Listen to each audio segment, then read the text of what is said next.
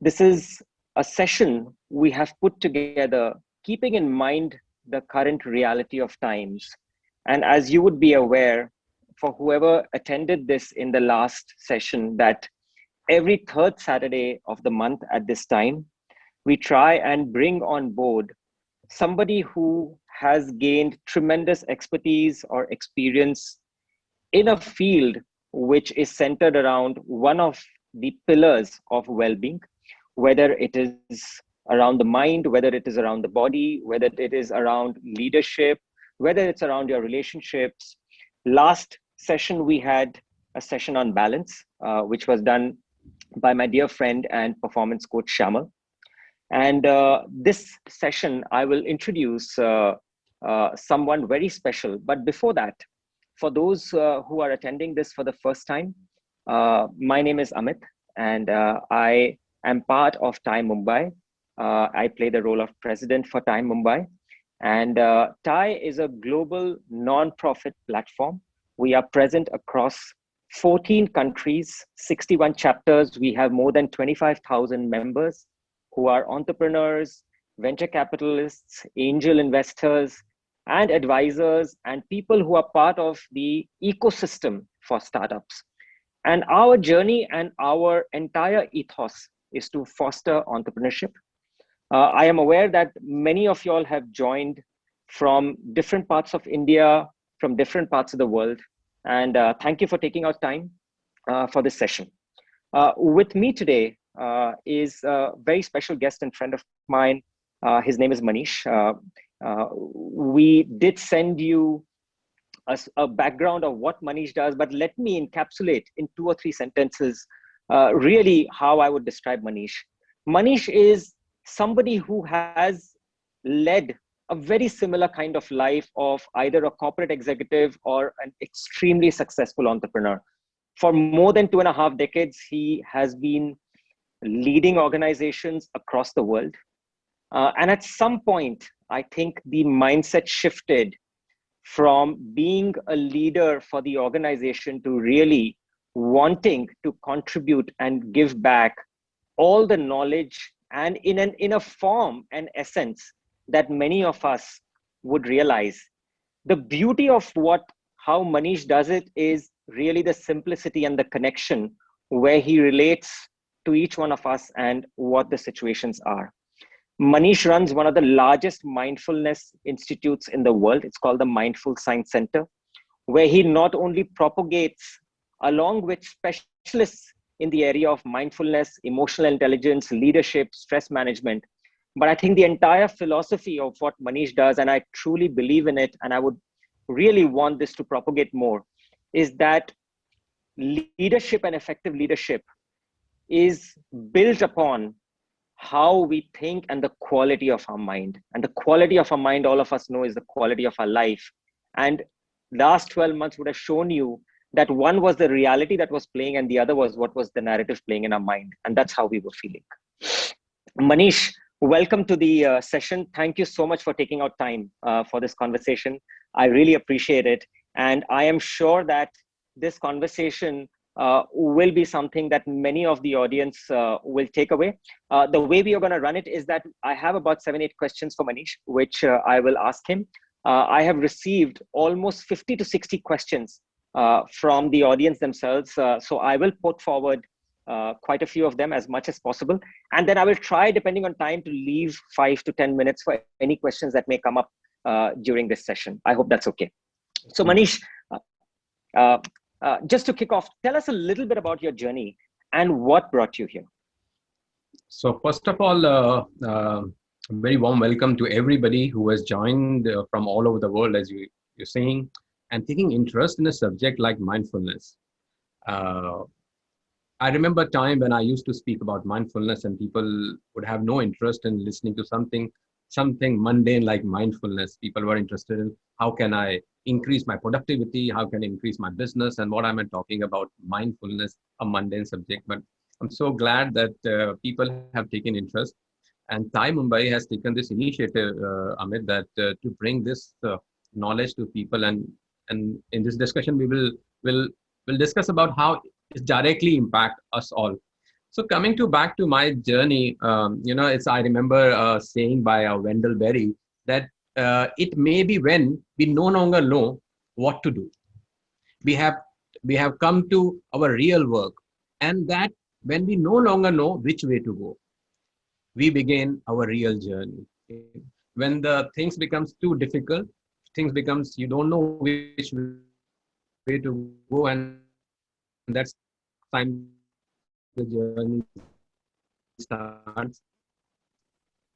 And my journey also started like level and a leadership position. Assistant thought, is there more to life than this?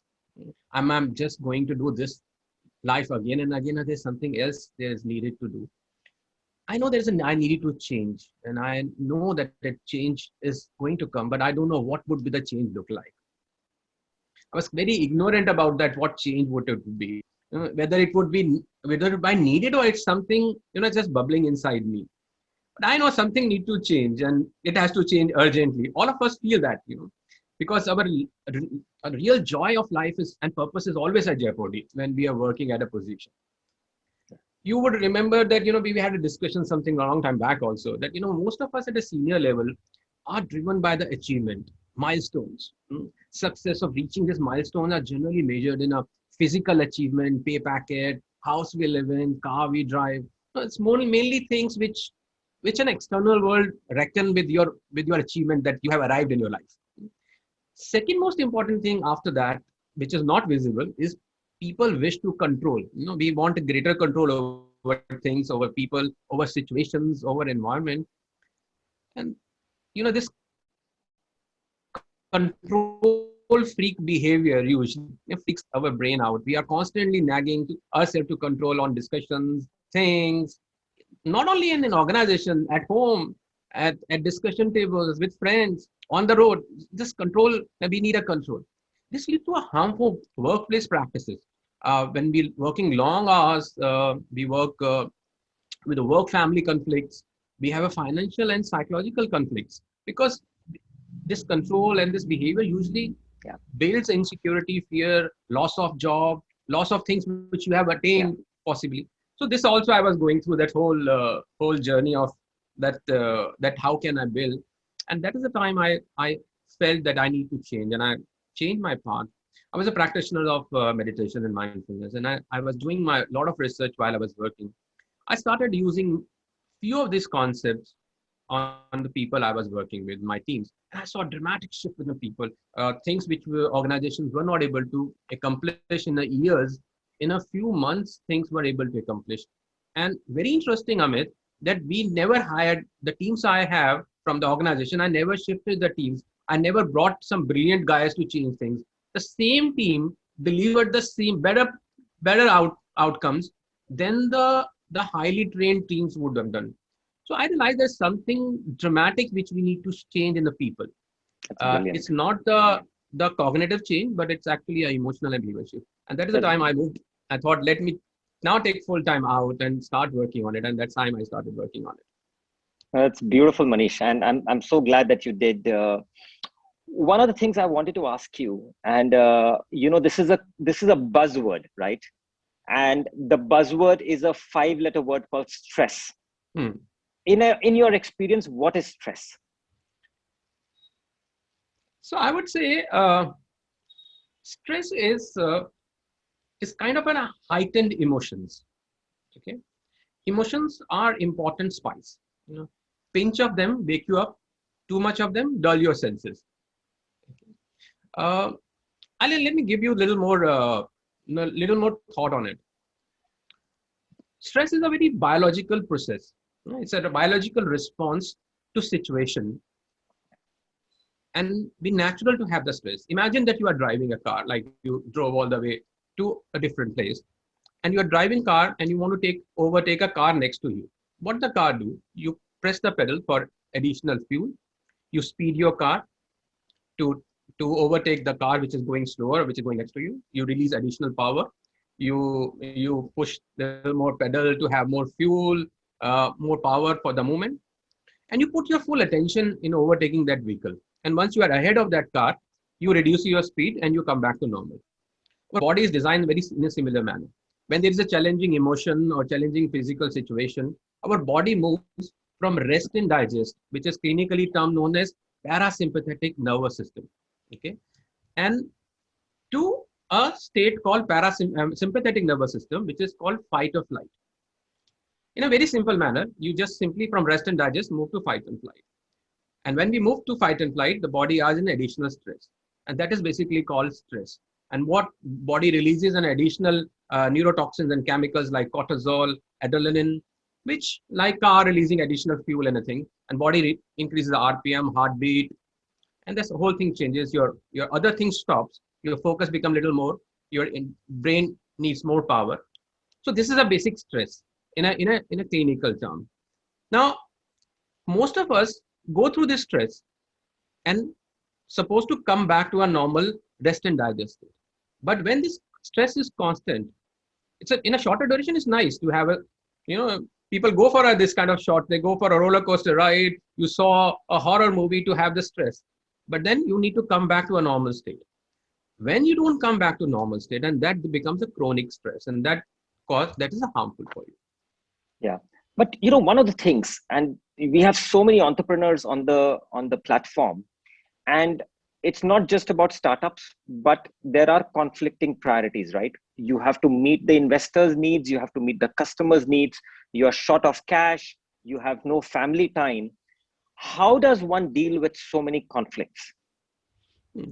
Interesting. See, conflicts are again, I would say, when you are an entrepreneur, you have signed for problem. You have signed that you are going to have challenges. Okay. It's not a hunky dory when you come to become an entrepreneur that, okay, tomorrow morning I want to get entrepreneur. It's definitely a job which requires far more attention, focus, and mental abilities, and also physical abilities. So, especially in one thing which is very important in prioritizing, using your strategic thinking, long range vision.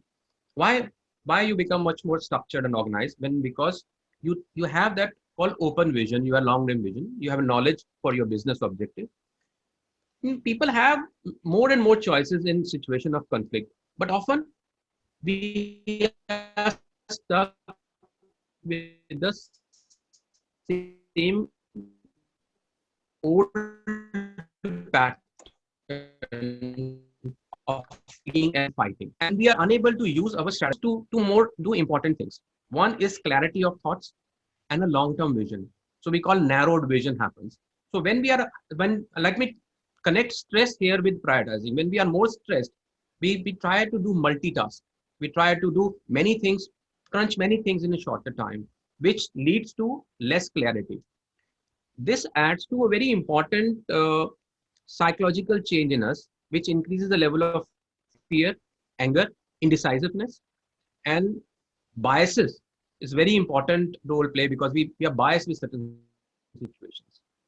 And these are the few things which add to a fogginess of our vision. Now, we need one thing during this time is one is called clarity. Would you agree to this? That once we have a clarity, we are able to prioritize better. And what gives us clarity? There are five elements which gives us clarity. Slowing down. Definitely, when you slow down, you are able to see things much better. Awareness, that you are awareness what you are doing. Calmness and composure. This adds to your mental and physical fitness. And then trust on yourself and others. Now, these are the few factors you are able to see the perspective and determine the tasks which are important for that particular moment, rather than something called a conflicting priorities. Then you are not able to clear yourself, you're not able to calm yourself, you're not able to make a composure, you are driven by the biases, you're driven by fear, and that is a basic reason you are unable to prioritize. Second thing which people mistake, that I'm creating business. Instead of creating business, they just create busyness. Okay, they think that they are doing something, they're spending time on something without understanding that they are actually not utilizing the time. They are they are doing more unproductive work. And then when the productive work comes in, they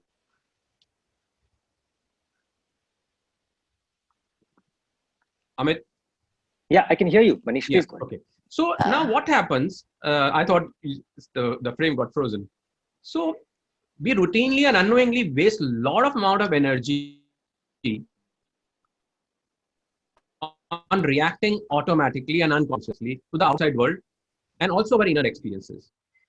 If you want to become more mindful, okay, you need to cultivate something called mindfulness, which has a discovery of calmness, clarity, and insight within yourself, which leads to you are able to do one specific work, you are able to put your attention on one thing, you are able to focus on things on a long term basis, and then you are able to calmly take a decision based on what is important and what is urgent.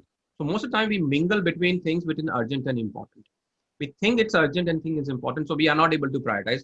And also we spend a lot of time, like in fact I was talking to on this subject with one of a senior professor in Harvard. So people spend about 70% of their time in unproductive tasks, and doing the things which the things are productive, but they ultimately are unproductive because they are not, they have a clarity of mind that they are spending actually time. So they think busyness is business, but then we need we need to do less in we spend less time to do more. So the other way, we do other way around, we do more Sure, and we need more time for that. sure. So, Manish, I wanted to ask you, uh, what are some of the practical tips for the audience to manage their emotions or mind state in tense situations? What would be two, three tips you would give them? So, see, while we talking about conflict also, and I would like to point out one thing which you have had very important point is the conflict is one of the reason that we lose a lot of our important energies. Not only conflict in prioritizing things, but in also in a conflict within our own self. Uh, when we usually calm ourselves, so very important that an entrepreneur need to calm himself down or herself down whenever you are doing business and dwell in an extended moment of deep relaxation. We think that, that if I'm relaxing, I'm wasting time. If I'm relaxing, my important time is lost. And it's not. Everything need to replenish its energy. You need to have a greater clarity and decision making when you are calm. Imagine that the ocean is turmoil. There are too much of things happening in emotion. You cannot sail very efficiently in that ocean. Unless until ocean is calm. Similarly, traffic, too much of traffic, you cannot drive very efficiently on traffic. So this also fog your judgment, and also your decision come from the place of unease. So you don't know, are you driven by your biases or you're driven by your prejudgment thoughts. So mindfulness is a very important tool, in this. And I saw that people who are able to cultivate and mindfulness, I tell you, we are born with mindfulness. It's not that you have, it's something you need to build in. But we, in somehow in process of living in a world, we have lost this ability to be mindful because we are always driven outward. We think everything will happen outward. We very difficult to go inward. So, so few things which people should do to prioritize is move from just doing to just being. Means that most of the time we think that constantly doing something is productive, but just being is also important to observe things what it's happening. And I'll teach that how, or I will share with you a few techniques how to be just being.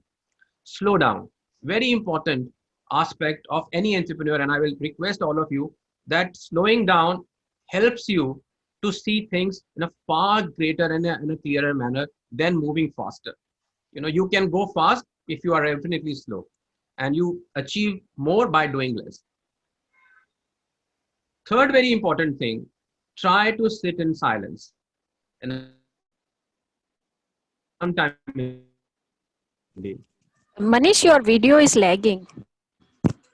Uh, can you just Take your switch off time, your video? 5-10 minutes in a day. Okay, is that okay? Yes. Shall I Yes, we can switch hear it you, off? Manish. Shall I keep it like that?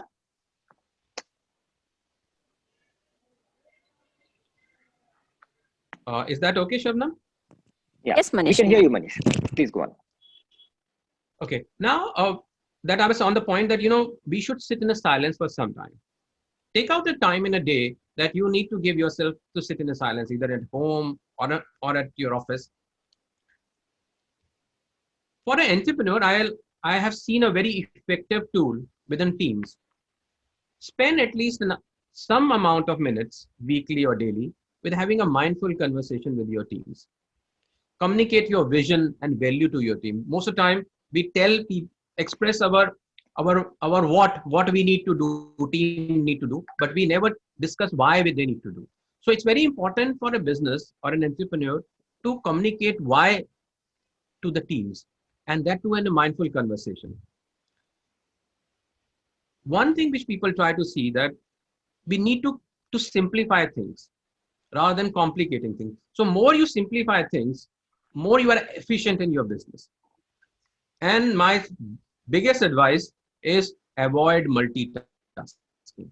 Please, multitaskers, there's nothing called multitasking, first of all. And more you multitask, more you complicate your things, and more you use your good energy into things which will not give you a productive result. So these are the few tips, Amit, if entrepreneurs can do that one, can see a result very, very quickly. No, thank you for this, Manish. Manish, two more questions before I open it into the audience. One is, what are the personal challenges you face in your practice? I mean, all of this is great, right? But everybody goes through their ups and downs. And what are some of the challenges you have faced as you have been on this journey? Amit, I think most of us actually, and personally also, what you raised at the first point, the conflict was the one of dealing with conflicting situations, handling difficult people, handling difficult consumers or customers, or difficult situations are one of the biggest challenges. And when if I come to a basic journey of an entrepreneur, and I have seen that if people can do, I just wanted to share this tip on conflict. So whenever the conflict, you see the conflicting situation where you're undecisive, you see that you can bring a mindful practices, which I told you. Just pause, give yourself a moment, breathe a little more deeply, and then approach a problem with a more non-judgment way. Don't judge the things. This will help you to respond rather than a knee-jerk reaction. Okay. Second very important thing is to create a kind of a mindful environment in your workplace and your home. When I think about mindful environment, sometimes we are responsible of thinking about our own self, but we are not able to think in a larger term with an ecology of place. Sure. Uh, you take responsibility for thinking about the whole system, not only about your own self, which opens a new possibility of conflict resolution and also mutual understanding that emerges with the people, both within organization and out of organization. This can be a vital from the people who work side by side on daily. Uh, you engage in a greater awareness and empathy from the other's point of view. When you see the thing that you are not alone in the system, the other people are also going through. One thing I have felt that a perfectionism is one of our issue which I have seen most of the time causes a problem. Uh, and we all as a leaders are very perfectionist in our thought process. Sure. Second problem which I personally, this was my problem, and I was a very perfectionist. I want everything to be immaculate, nothing should move from my table to here and then. And when I felt that people are not going as per my thought process, it used to add a kind of irritation, anxiety to me. So when you drop down that thing, expectation, especially in these COVID times, imagine that people are also going through the similar kind of problems as we are also grappling with this issue. And if Yeah. we don't give that psychological safety to people, uh, then we are not able to build a psychological safe environment, and it's a leader's responsibility. Leader is not a good worker, and I want to add here, I was a very good worker, but all of us should think that you are not a good worker, but you are the people who are responsible for creating a safe environment where the ideas, talent, and people can thrive. And then the organization grows and then you grow. But we end up doing ourselves a work which is not the responsibility of a leader. So in such an Sure. environment, we find less conflict and more harmony. So this is one of a very important thought I would wanted to share with you. So when if you think more from a larger point of view. Now in terms of mindfulness, how it plays in our life.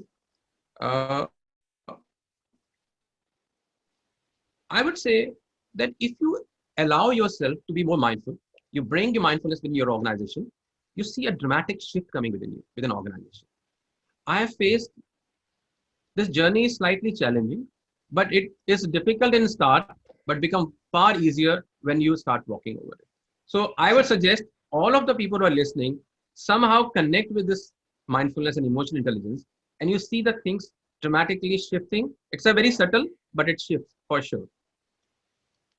So, Manish, let me now move to the questions, right? There are some very interesting questions. One question which has been asked is, this coronavirus pandemic has created a lot of mental health crisis. People have taken extreme steps, including, they've moved to depression.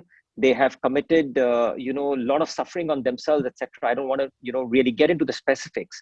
But how does one balance the mind in this situation? If you can, and I've got lots of questions, Manish. So we'll go through, as many.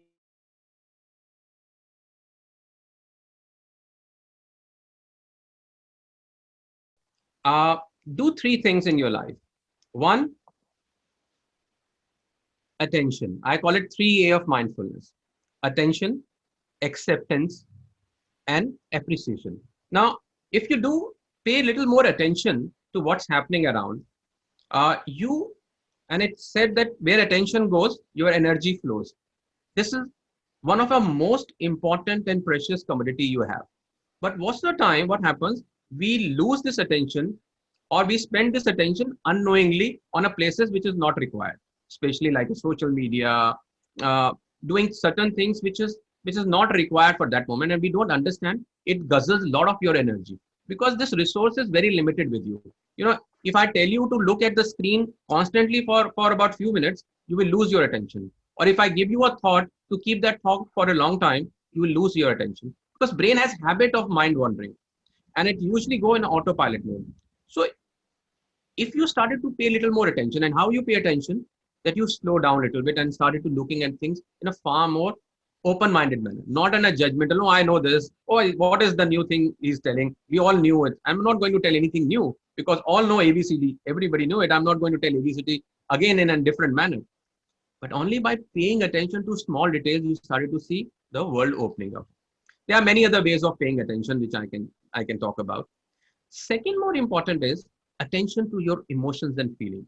you know if you start to go inward, and rather than judging others, judge yourself first, not as a judging, but then on your feeling part, that why I'm feeling this way, why I'm feeling angry. Is my feeling of anger coming from my fear, is coming from my frustration, or something which is some way I don't know. Even sometimes it's okay to know not to know about it. So knowing your emotions and feeling helps you to know others. This is very important element. Second most important thing is acceptance.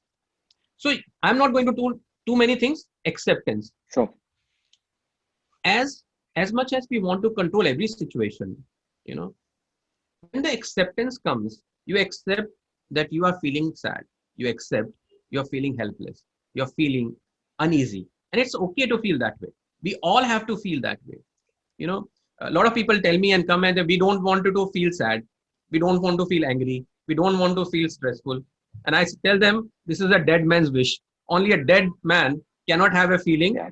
cannot have an emotion. Correct. Okay. So you are wishing for a dead man's wish, that you do not have any emotion, you don't have any thoughts. But if you are really living, then I think it's important to connect with what is happening within you and accept it.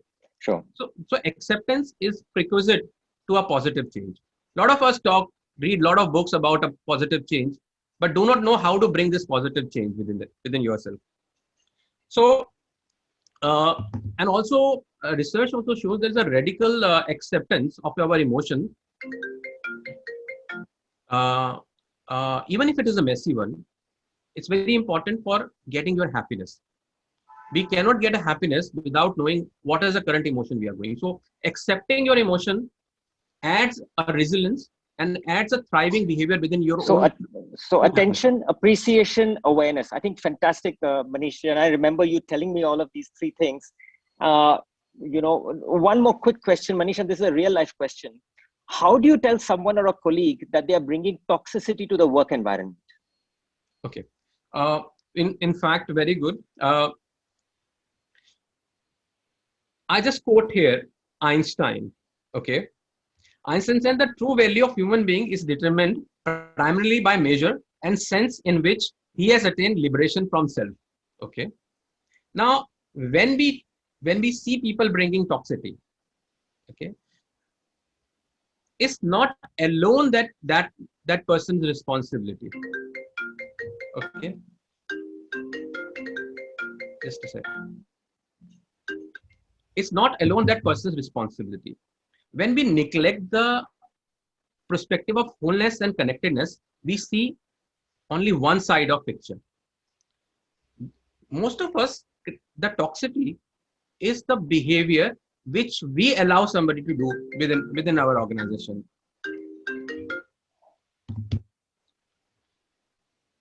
If you accept that what it is, why he is bringing this toxicity, what is he going through, if you have little more compassion to uh, uh, to your own self and the person in front of you, you will see that person is actually suffering in some manner.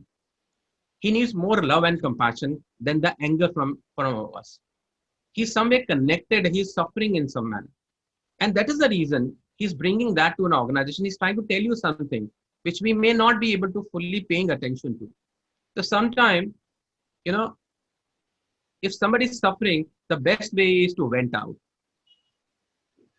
So if we are able to connect more deeply with the person and see what is he suffering from or she's suffering from and why he's bringing that problem, he's trying to tell us something.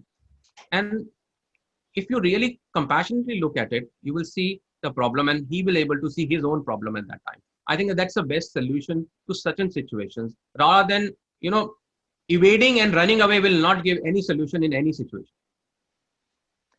How does one start the mindfulness journey? This is another question. Actually, several people have asked this question, Manish. How does one start? And, I'm adding one more angle to that question. Somebody's asking, what is the fastest time in which one can feel that he is, moving on that journey? Okay. First, very important aspect is to understand what is mindfulness. Okay. Mindfulness is nothing, but I will give in a very simple answer. Mindfulness is ability to stay in a moment. Okay. And bring your awareness to the current, what you are doing in current time. So it's not for a general purpose. I think this works pretty well, that it's a moment to moment awareness without creating any judgment, and then taking things more in compassion and empathetic manner. Now, when I said attention, so mindfulness is a particular way of paying attention and awareness, what is arising at that particular moment. Best way to start mindfulness is learning meditation. Okay, a lot of people interchange mindfulness and meditation with each other. Okay, so meditation is one of a tool which helps you to build mindfulness. Like you going to gym purpose of going to gym is making a healthy body, but equipment there is not the healthy body. So similarly, mindfulness meditation is not the mindfulness. Meditation is, and there are multiple kind of meditations. So meditations are one of a tool which helps you to stay in a moment and do inside evaluation and outside evaluation. So there are insight and open awareness meditations. Are the various different kind of meditation. Best way to start is start with the meditation. Learn how to meditate, and then there are other nuances of mindfulness which one should learn and gradually go on a journey. Also, when it comes to shortcuts, the good things doesn't come easy. First of all, it took us years of behavior to be what we are today. And a few minutes and few hours of meditation will not change dramatic, but I can guarantee this is a far more permanent shift one can bring in their own life. So if people are ready, we can also do a small practice of mindfulness. Second most important thing, Amit, I would say that, for an entrepreneur, mindfulness is extremely important, because no entrepreneur can survive without innovation. And you will believe me that, and you will also agree that this innovation never happens in laboratories or in sitting in an office chambers. This innovation or innovative idea happens when you are walking on the street, you are going on a walk, you're talking to a friend, or even taking a shower eureka, something comes out. So it doesn't happen on a desk or on our laboratories. Most of the scientists have never found, including Dr. Newton, never Right. found the gravity sitting in a laboratory. Sure. When you are mindful, at that time you go inside, your effectiveness, efficiency, and one thing changes is flexibility. You are now more open to a newer idea, newer thoughts. So that's very important for all the entrepreneurs to just tap into that energy. Thank you, Manish. Just one quick tip from me. I mean, for whatever it's worth, folks, but to the answer of how to start the mindfulness journey, I would recommend a great way to start is just to wake up maybe 30 minutes earlier than you usually wake up and sit in silence for maybe 10 out of those 30 minutes. And that will give you an immense platform and calmness to deal with your day. There's one very real life question here, Manish, which I just received. Thank you for asking this question, which is a reality. We're saying that work from home is incredibly stressful, right? It's conflicting. People are unable to switch off mentally Yeah. because people are feeling they're constantly at work and always at work. What is your advice? Okay. In fact, today I released a newsletter, and this was the topic in that work from home effective manner. Uh, there are two problems happening. Understand, Amit, that what has happened. It's a very unique time, and world and I would say unique time is an understatement. We are we are all collectively grappling with this global pandemic, which means we have to think of human first and professional later. What is happening? It's going other way now. We are thinking of professional first and human later. So all of us are going through, not only the people or world over, they are going. It has disrupted the way people have started to live. Okay, a workplace around the globe have changed. In fact, I was reading a data about 80% of people in the world have gone into work from home scenario. Now, expectation of a manager from an employee has still not gone down because it has gone further up because the situations are difficult and we need additional resources, additional time, additional energy. But at the same time, the employees who are working from home has still not adjusted to the environment what they are dealing with. Also, there are certain people who are putting additional effort. Certain people are taking it easy also. It's not a work from home, it's a holiday from home also. Sometimes people are thinking that, they are taking a little more uh, easy situation to that. Now, it's a challenge for a manager. He doesn't want to hover like a helicopter on top of an employee, and also wanted to take a measure that, if something going wrong, he can address to it quickly. Similarly, the employee, on the other hand, if you're not effectively understanding the value of work from home and taking things a little more lightly, or also not adjusting to the environment of work from home, because in India, we work, very sorry to say, but we are more spare the rod and spoil the child kind of a working style. We are always, as a managers, after, we are command control kind of workers. Now, if suddenly command is gone, the control is also gone. So people also suffer, and there is a boundaries are broken. So you understand this problem. The best way to deal with this problem is that start more mindful meetings before even you get into. See where the zooms are required. Allow people to switch off their their screens. There has to be amount of candor both sides.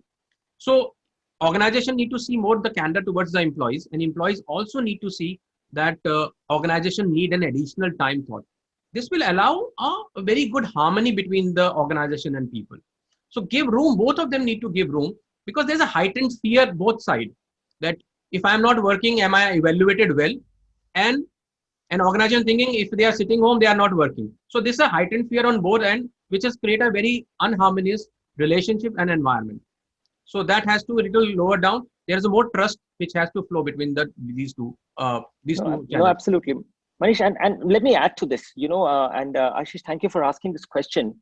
But there are two, three dynamics that are happening, which to me, and I've been working from home for the last 1 year, right? One is that our social interaction has completely gone.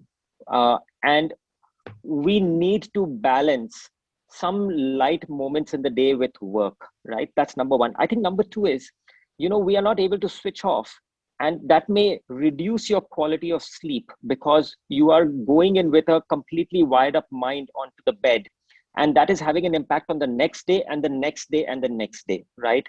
I think that taking breaks and maybe having a few hours between your computer time and your sleep time is incredibly important, right? And just reflecting on it, on what has gone well or not gone well in the day, gives closure to that day. So that 10 minutes of reflection is incredibly important. Otherwise, the movement or that distance, which is a 3 meter distance from your study table to your bed, is the only distance you cover. And hence you're carrying everything of the day onto your bed, right? Which is why you're not able to switch off.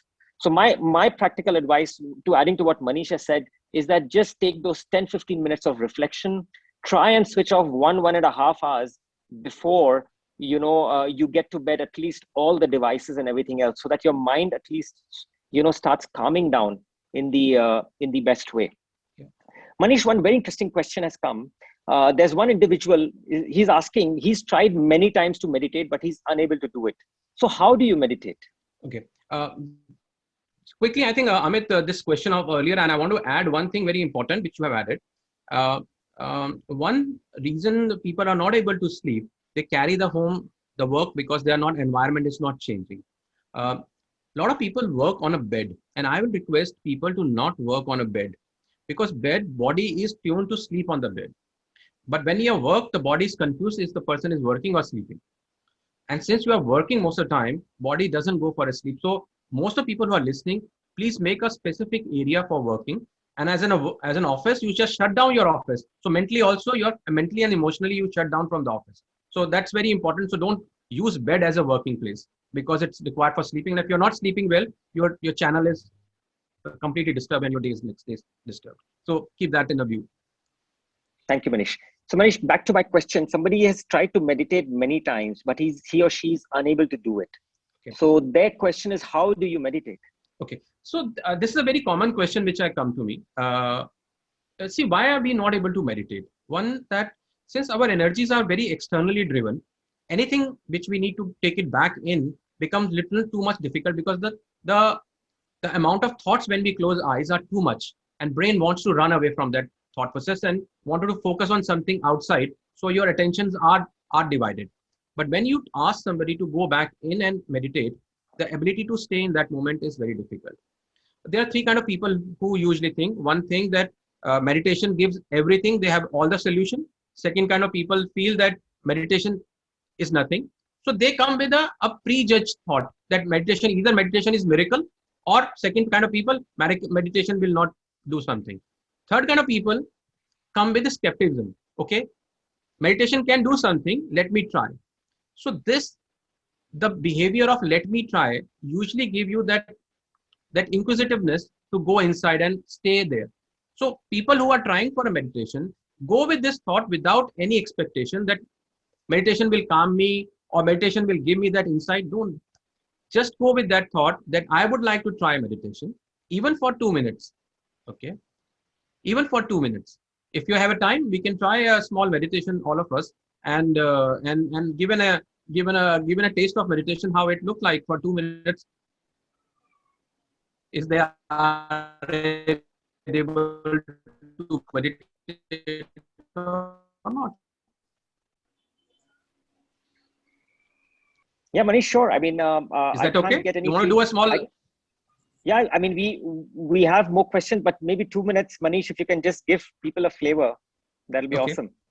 Okay, wonderful. So I think the best thing to meditation is that you have a right posture to sit. Most of people sit in a place where they are feel like very comfortable. So I would like keep your spine a little straight, so body a little straight, so the blood flow happens. So close your eyes. Don't close your right away. Just sit and feel that how your posture is for a 1 minute. Let be with our body. So start with that.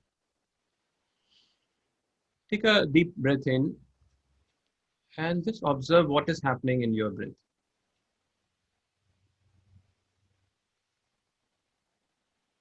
Now, simply pay attention to your body and feel yourself present completely at this time. And now gradually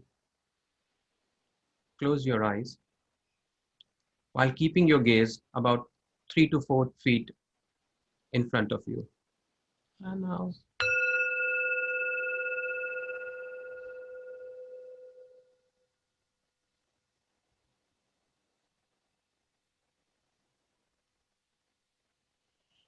Now notice your body. Take 3 breaths in and gradually out. Take another breath in.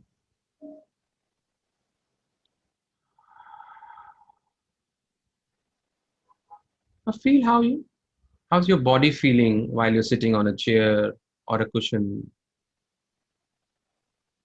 And people who are sitting on chair, if they can feel their feet on the ground, notice the sensation throughout your body. If your body feels hurt or uncomfortable anywhere, just don't try to change anything. Just be with it. Allow your thoughts to come and go. Just allow it. Naturally, it will come. Give your attention to them a little bit and come back to your breath. Don't try to control anything. Just pay simple attention. Observe what your thoughts are telling you. If you can hear your heartbeat, stay with it. Few more breaths. Relax your shoulders. Drop your jaw. Most of the time, these energies are blocked in these areas. Now, be aware of your whole body. Take another deep breath.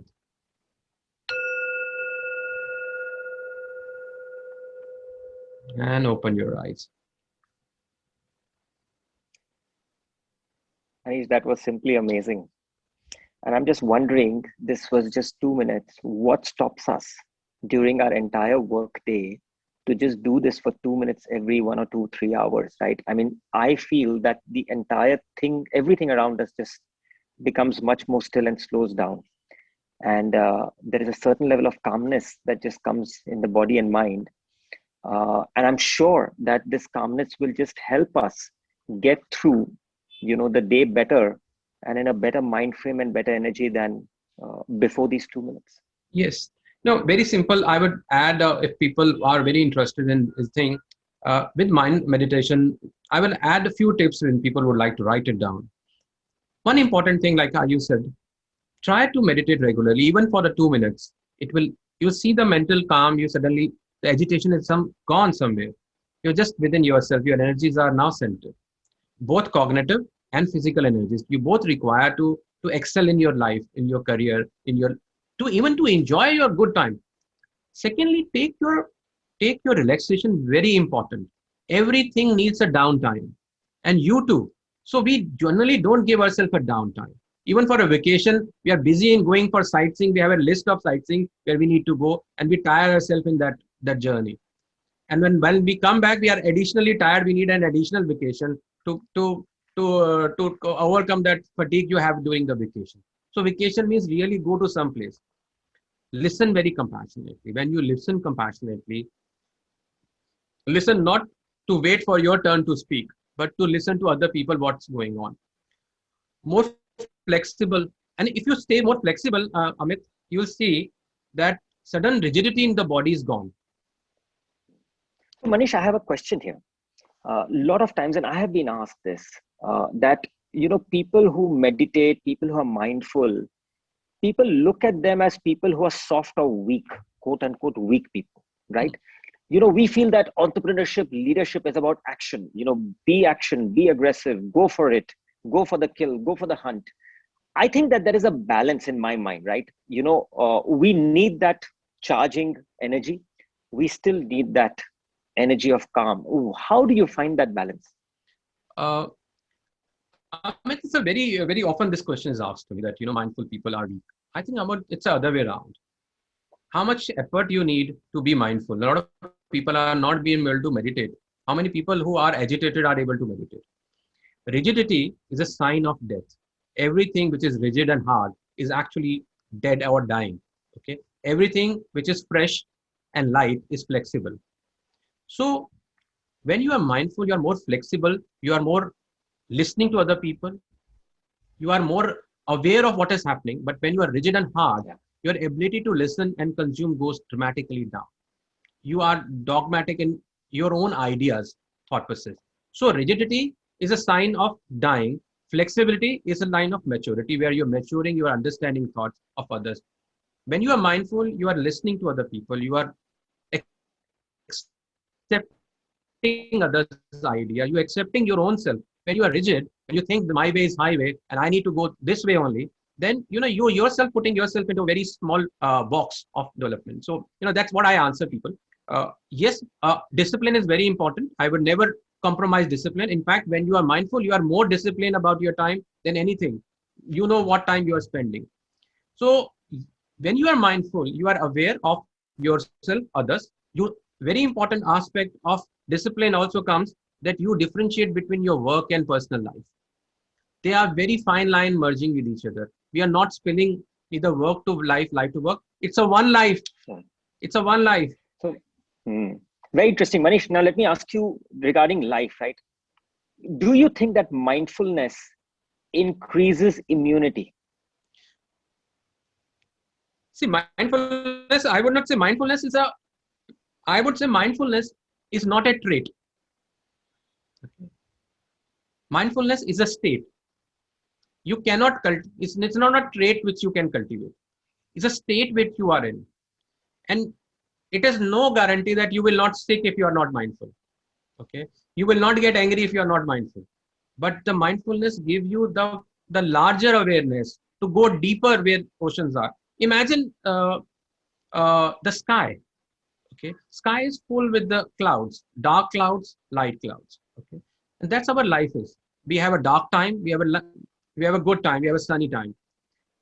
But there's an openness of sky and universe.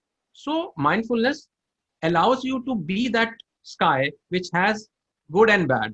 So I cannot change my genetic makeup, but definitely I will be more happy living whatever life I live.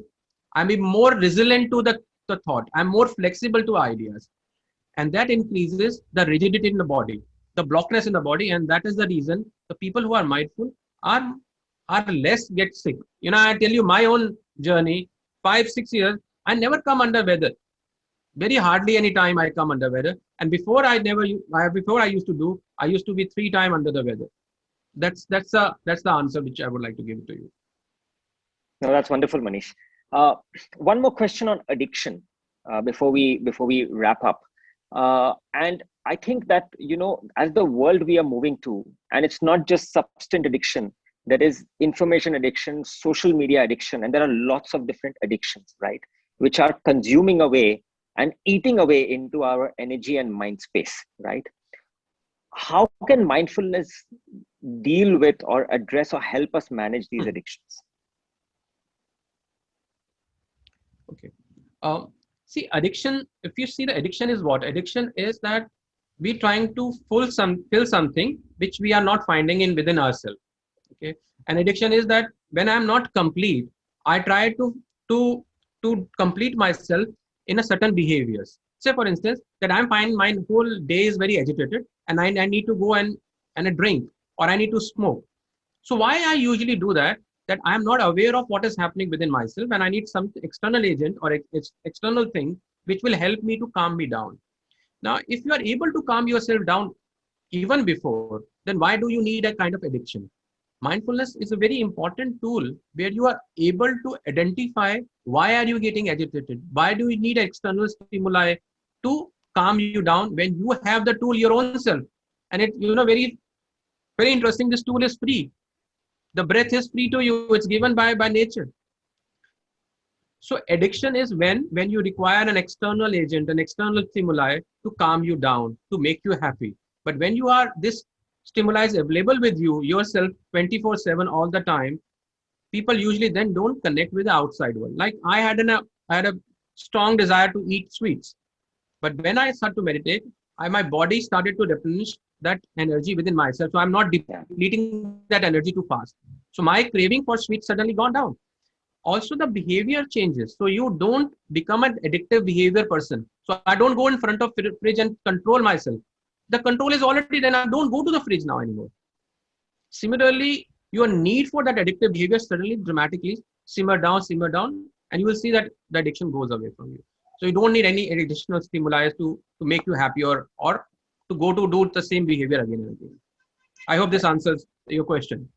No, absolutely, Manish. I think it's, and we discussed it sometime, that it's a lot to do with willpower, right? And it helps us build our willpower, which overall elevates our quality of life. Last question, Manish, before we close, somebody's asked just now. In the mindfulness journey, how do you capture growth? Okay. See, financial energy, financial growth, if we talk about, so there are many kind of growth. It's a spiritual growth, mental growth, mindfulness growth. Uh, Firstly, our behavior to connect with growth is become an addictive behavior. We even for the negative thing we said negative growth. Okay, so that's the our first of our thought process of growth should be understood in a very different manner. If you are growing internally, you are enjoying life. The purpose is that you enjoy whatever you do. You feel thrive wherever you're living. The environment which you are living, you are creating a better environment for yourself and for others. Is that growth? Would you call that growth? Or your high bank balance is your growth? Okay. I would say that if you are able to build an environment for everybody, which is more psychological safe, people feel safe to criticize you, and you feel that take this criticism in a very positive manner. And that I will call a growth. That you have grown yourself, that you can take a criticism. Second growth, if you talk only about financial growth is an energy which you develop by means of doing other activities. Mindfulness definitely allows you to grow in all the dimensions, not only the financial, not only the organization. Imagine that you have a customer and you connect with that customer far better. I asked one simple. There is a one person who have met me long time back. He asked me the same question, and I told him one thing: how do you find growth? He says, I set my goals. I said, how do you set your goals? He says, uh, I I make a process for success and destination. I said, what is the most important element? He says, good mental ability. I said, how would you get a good mental ability? With an agitated mind with hundreds of thoughts bumping, or a calm mind, or more composure? He said, calm mind and more composure. I said, when you are calm yourself down, you are able to connect with the energies farther, and you become empathetic. You understand consumer better. You understand your employees better. And then definitely, I believe this answer that growth definitely happens and during that time. No, thank you, Manish. And I know we are by the hour. I would love to continue with this, but all good things, need to move on. Folks, just two parting words from me. One is, of course, a big thank you to Manish for having shared his wisdom. There's lots of it, I am aware. But I think the other thing is, and what I want to leave you all with is that, you see, it is a very important topic.